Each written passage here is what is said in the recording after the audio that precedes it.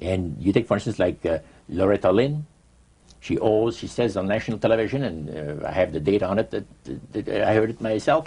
She said that she was made successful in her singing career by a dear friend of hers that was the same age as she, and died when she was 18 years of age.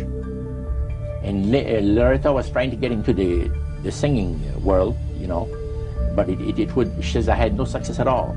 Until one night I was sitting in bed reading a book, and she says, who walks right through the wall but my friend, the spirit of my friend? And she says, Loretta, I'm going to make you a very famous person in singing Western country music, and I will be with you all the time. Trust me. And she says she had a big concert once, and she was coming down with this bad cold, and she thought that her voice was going to give.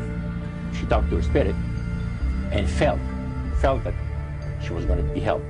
And she got on the stage and she started to sing, and right in the middle of where she really needed the power, no power at all.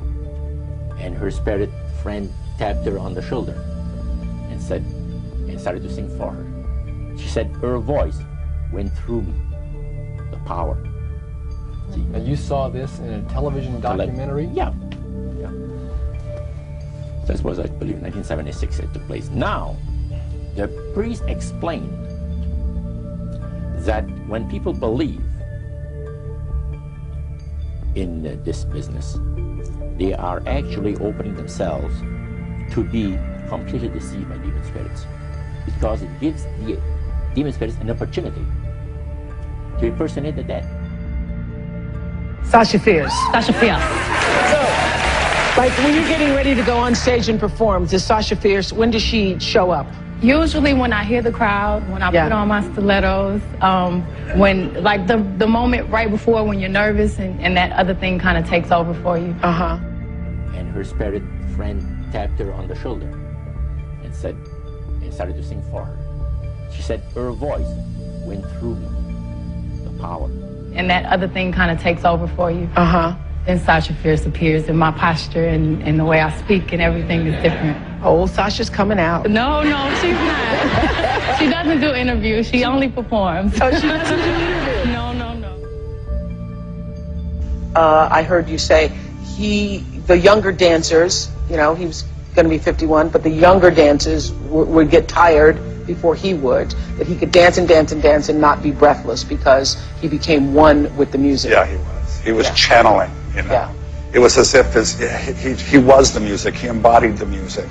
The dancers were, you know, less than half his age, and all of the dancers, you know, were inspired principally by Michael Jackson to become dancers. Yeah. So you can imagine, this was, you know, this was everything that they'd ever dreamed of. He could dance and dance and dance and not be breathless because he became one with the music. Yeah, he was. He was channeling, you know. Yeah. Did you ever witness an event where necromancy or even something that would be popularly called channeling today took place, where you actually heard the voice of someone in response to someone's questions? Yeah, a number of times. You know, Michael just was a funny man, you know, and he loved to laugh. He had the greatest laugh. I shall miss that as much as, you know, so many other parts of Michael. I mean, he would bellow. He would laugh so hard he would fall on the ground and beat the ground, you know. And one day I was being very serious with him. And he was saying that he had been channeling and therefore he didn't sleep. And he was working on songs and his higher power was working through him and giving him ideas. And I was like, can't you talk to your higher power, please? And just ask if he can shelf these ideas until we open in London. And then we'll make sure that you have a recording studio at the gig and one at the house. And you can work on the record from that point on. And he was like, I can't do that. And I was like, why? And he was like, he'll give the ideas to Prince. I love that. I love that. He said, God's speaking to me, and if I don't do it, he's going to give the ideas. Give them to someone else. He's going to give them to Prince. And Loretta was trying to get into the singing world, you know, but she says, I had no success at all. Until one night I was sitting in bed reading a book, and she says, who walks right through the wall but my friend, the spirit of my friend?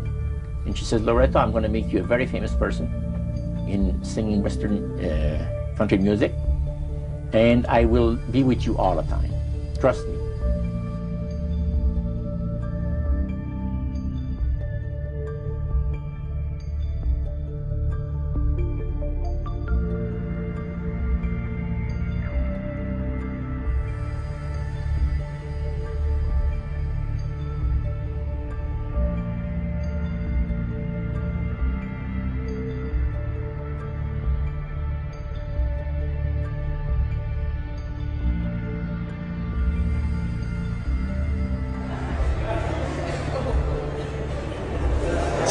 possessed. What you're seeing is a demon in motion.